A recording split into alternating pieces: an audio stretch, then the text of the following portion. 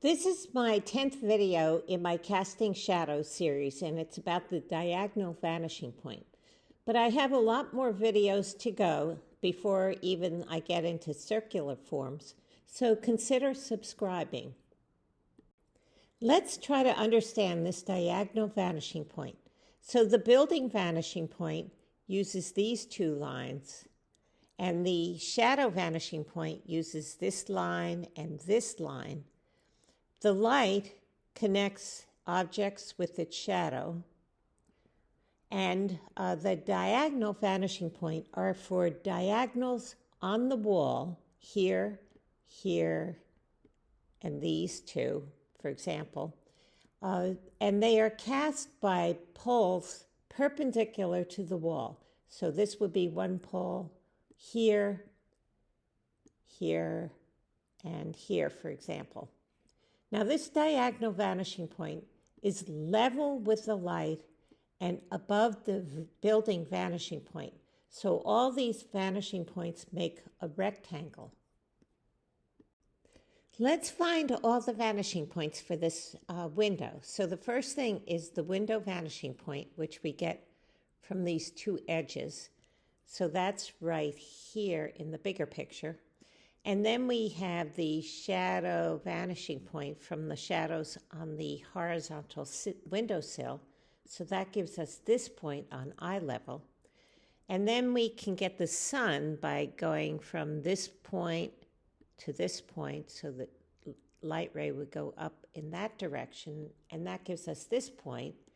And then the diagonal vanishing point is for these diagonals on the wall. In this example, we have the vanishing point for the building and the vanishing point for the shadows. You can see that the shadows go in this direction.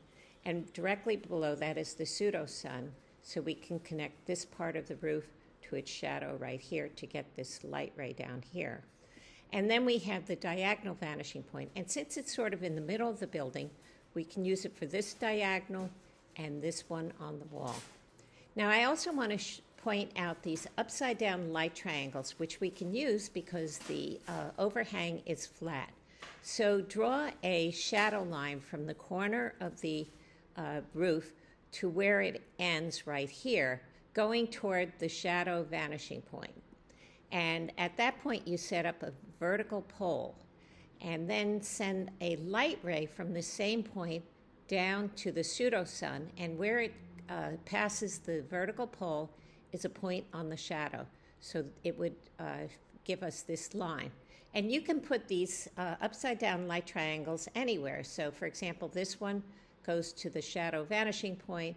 This line goes to the pseudo-sun, and where they cross this vertical pole is a point on the shadow. I want to compare light direction versus the diagonal shadows when the horizontal pole is or is not foreshortened. So here's a horizontal pole that we see from the side, so it's not foreshortened at all. And the light goes through the front of it, and the shadow diagonal goes through the back of it, and they are very different. Now in the second one, this is relatively foreshortened, but this pole particularly is foreshortened because it's close to eye level. And you can see here that the light and the diagonal shadow are parallel, but when we come up here, they pretty much overlap. The other factor affecting the light and the diagonal shadows is where are the two vanishing points. In this first case, the light is much further away than the diagonal vanishing point. So these diagonals on the wall are steeper than the light. In the second case, the light is nearly overhead, and the vanishing point for the diagonals is probably close by, so that the light rays are nearly parallel with the diagonal shadows on the wall. So here again we have the building vanishing point, the shadow vanishing point, and the light, and we can find the diagonal vanishing point using its relationship with the light and the building vanishing point. And so that gives us this diagonal here, and it reaches the ground here, so this is the shadow of this horizontal pole, so that makes sense. Now, if you can imagine the diagonal vanishing point coming down, well, the light has to come down too. And what would happen is that this would get longer and this shadow would get bigger, but this would still be horizontal because it's cast by this horizontal pole. In this slide, I show you two ways of using the diagonal vanishing point. This first one has light rays that are parallel and a horizontal shadow direction, so we don't know where the light is or the vanishing point for the shadows. All we know is the left vanishing point and the diagonal vanishing point. And this diagonal vanishing point is very useful if you have a lot of diagonal shadows on walls, which we have here, here, and here.